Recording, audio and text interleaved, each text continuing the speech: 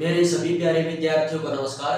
तो आज जो हरियाणा डी ग्रुप का जो एग्जाम हुआ, जो मॉर्निंग शिफ्ट का जो एग्जाम हुआ, तो उससे हरियाणा जीके के जो जो क्वेश्चन एग्जाम में पूछे गए, तो सभी क्वेश्चन आपको सॉल्व कराऊंगा, उनके आंसर बताता हूँ। अच्छे से आप नोट कर लेना कि मतलब अच्छे से मैच कर लेना कि मतलब किस क्वेश्चन का आंसर क्या है। हरियाणा जीके के सभी क्वेश्चन आप मतलब बिल्कुल आसान आए हुए थे एग्जाम में। तो सबसे पहले बात करते हैं कि जो 2014 में प्रारंभ हुए अभियान इंद्रधनुष का उद्देश्य क्या है। तो ये क्वेश्चन एग्जाम में पूछा गया, तो इसका आंसर रहेगा नियमित टीकाकरण के समय पर अधूरे टीकाकरण अथवा टीकाकरण रहित छूट गए बच्चों को सम्मिलित करना। तो ये आंसर रहेगा इस क्वेश्चन का। और एक क्वेश्चन एग्जाम में ये पूछा गया कि निम्नलिखित में से कौन सा कार्यक्रम सभी सरकारी प्राथमिक विद्यालयों में शुरू किया गया जिसके अंतर्गत बच्चों को पका हुआ भोजन प्रदान किया जाता है। तो इसका आंसर रहेगा मध्याह्न भोजन यानी कि मिड डे मील। ठीक है, मिड डे मील। तो मिड डे मील आंसर रहेगा, जो दोपहर का जो भोजन होता है बच्चों के लिए, तो ये आंसर रहेगा इसका। आगे हम बात करते हैं हरियाणा जीके के जो क्वेश्चन पूछे गए तो मॉर्निंग शिफ्ट में बिल्कुल आसान क्वेश्चन थे।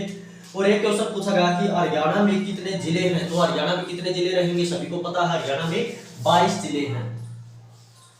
ठीक है, क्वेश्चन पूछा गया कि राष्ट्रीय सुरक्षा गार्ड यानी कि एनएसजी के संबंध में निम्नलिखित में से कौन सा कथन सही है। तो सबसे पहले बात करते हैं, ए है एएन, ये जो एनएसजी का प्रचलनात्मक मुख्यालय मानेसर में है, बिल्कुल सही है।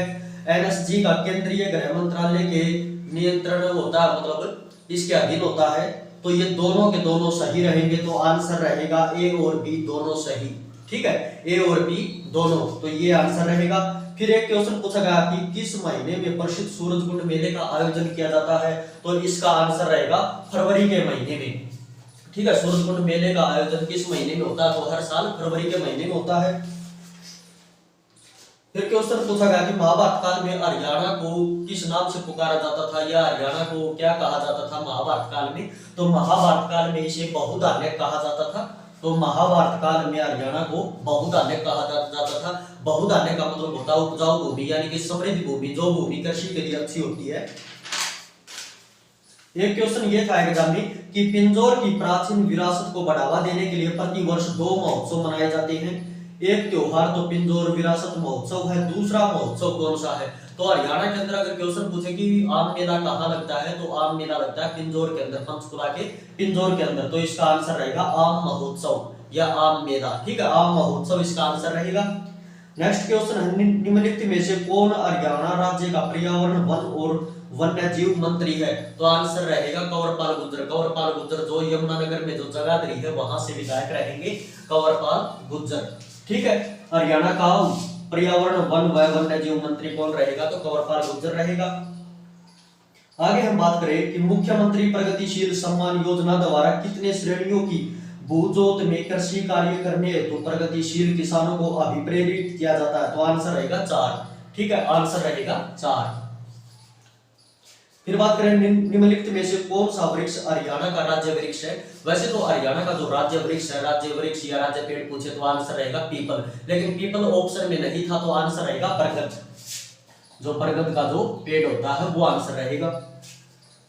नेक्स्ट बात करें कि निम्नलिखित कथनों पर विचार कीजिए कि कौन सा कथन सही है। तो रोहतक में पुलिस आयुक्तालय है, आयुक्तालय को कमिश्नरी बोलते हैं।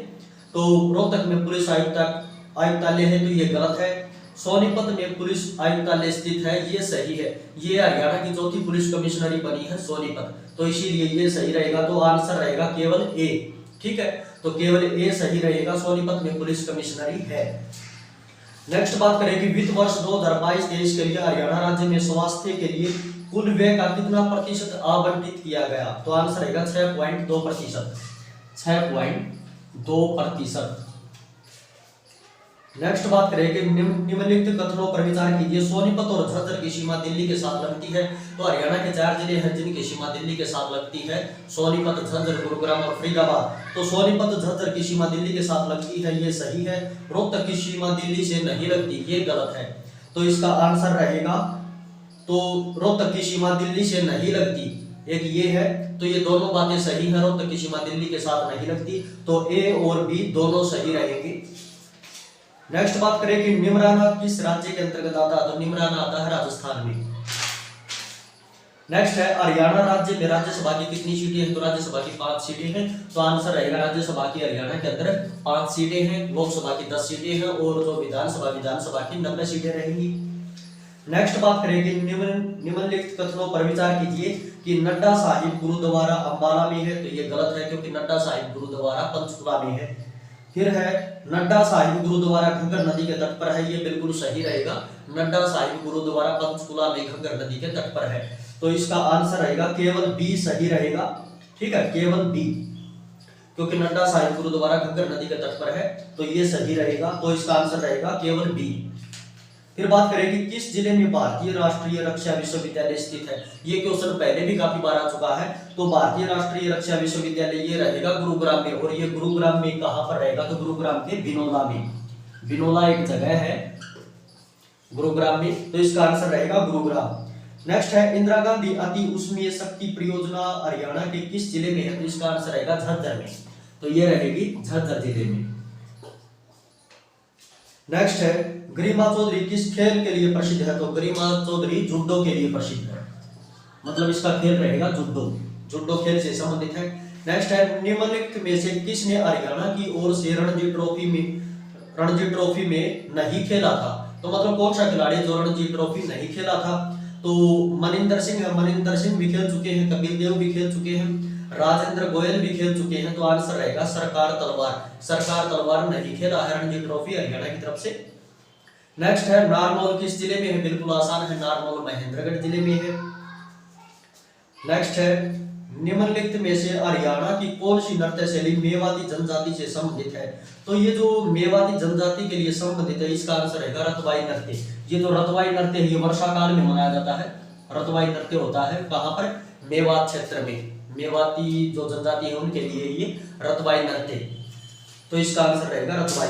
नेक्स्ट है महाभारत के रचयिता कौन थे, तो जो ये महाकाव्य है इसके रचयिता रहेंगे महर्षि वेदव्यास।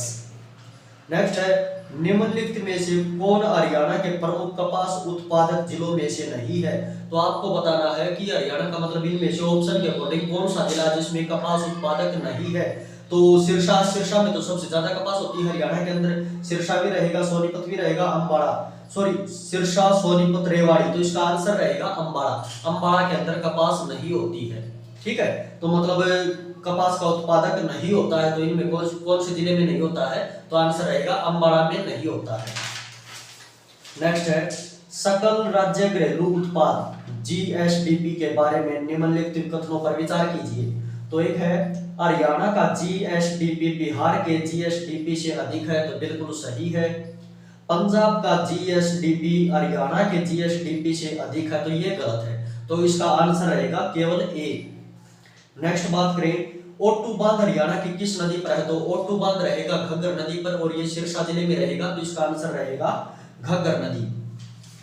नेक्स्ट है हरियाणा में महिलाओं द्वारा बुजली जो गहना है वो शरीर के किस भाग में पहना जाता है, बुजली गहना, तो बुजली इसका आंसर रहेगा कानों में। ठीक है, बुजली जो गहना है वो महिलाओं द्वारा कहां पर पहना जाता है, तो कानों में पहना जाता है, तो इसका आंसर आएगा कान। तो हरियाणा जीके के बिल्कुल इजी क्वेश्चन आए हुए थे मॉर्निंग शिफ्ट में, तो बिल्कुल आसान था। और जो नेक्स्ट जो आपका जो एग्जाम होगा, जैसे 22 तारीख को जो एग्जाम होगा, तो उसके लिए भी आप अच्छे से नोट कर लेना, क्योंकि इनसे रिलेटेड ही एग्जाम में क्वेश्चन पूछे जाएंगे आपसे। जय हिंद, जय भारत।